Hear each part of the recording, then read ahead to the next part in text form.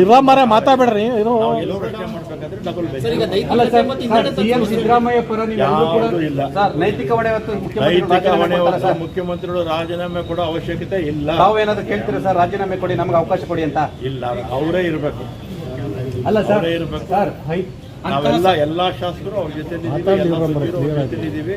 ನಮ್ಮ ಇಡೀ ಕಾಂಗ್ರೆಸ್, ಕರ್ನಾಟಕ ಕಾಂಗ್ರೆಸ್ ಅವ್ರ ಜೊತೆ. ಸನ್ನಿವೇಶ ಬರೋದಿಲ್ಲ ಅಂತ ಹೇಳ್ತಿದ್ರೆ ಸರ್, ರಾಜೀನಾಮೆ ಸನ್ನಿವೇಶ ಬರೋದಿಲ್ಲ ಅಂತ ಹೇಳ್ತಾ ಇದ್ದಾರೆ. ಹೈಕಮಾಂಡ್ ಹೇಳಿದ್ದಾರೆ. ರಾಜ್ಯಪಾಲರ ಮುಖಾಂತರ ದೇಶದ ಎಲ್ಲಾ ಭಾಗದಲ್ಲೂ ಕೂಡ ಮಾಡ್ತಾ ಇದ್ದಾರೆ. ತಮಿಳುನಾಡಲ್ಲಿ ಮಾಡಿದ್ದಾರೆ, ಕೇರಳದಲ್ಲಿ ಮಾಡಿದ್ದಾರೆ. ಹೌದು, ಅದರಲ್ಲಿ ಮುಖ್ಯಮಂತ್ರಿ ತಪ್ಪಿದೆ ಅಂತ ಹೈಕೋರ್ಟ್ ಏನು ಹೇಳಿಲ್ಲ, ತನಿಖೆ ಮಾಡಿ ಅಂತ ಹೇಳಿದ್ದಾರೆ. ನಮ್ಮ ಅಭಿಪ್ರಾಯದಲ್ಲಿ ನಮ್ಮ ವಕೀಲರ ಪ್ರಕಾರ ಆ ತನಿಖೆ ಅವಶ್ಯಕತೆ ಇರಲಿಲ್ಲ. ರಾಜಕೀಯವಾಗಿ ಹೋರಾಟ ಮಾಡ್ತಾರೆ ಸರ್, ಯಾಕಂದ್ರೆ ಕಂಪ್ಲೀಟ್ ಮಾಡಲಿ ಅವರು ವಿಪಕ್ಷಗಳು ರಾಜೀನಾಮೆ ಕೊಡಿ. ವಿಪಕ್ಷದವರು ಅವರೆಲ್ಲ ಮಾಡಿದ್ರಲ್ಲ ಇಂಥ ತಪ್ಪುಗಳು.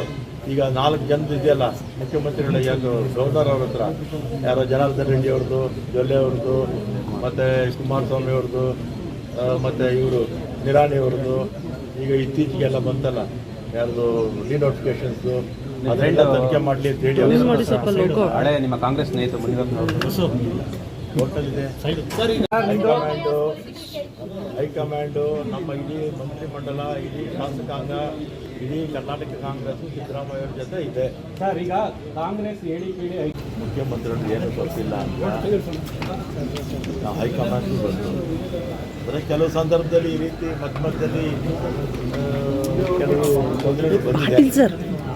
ಡೌನ್ ಮಾಡಿ ಸರ್ ಲೋಗೋ ಸ್ವಲ್ಪ.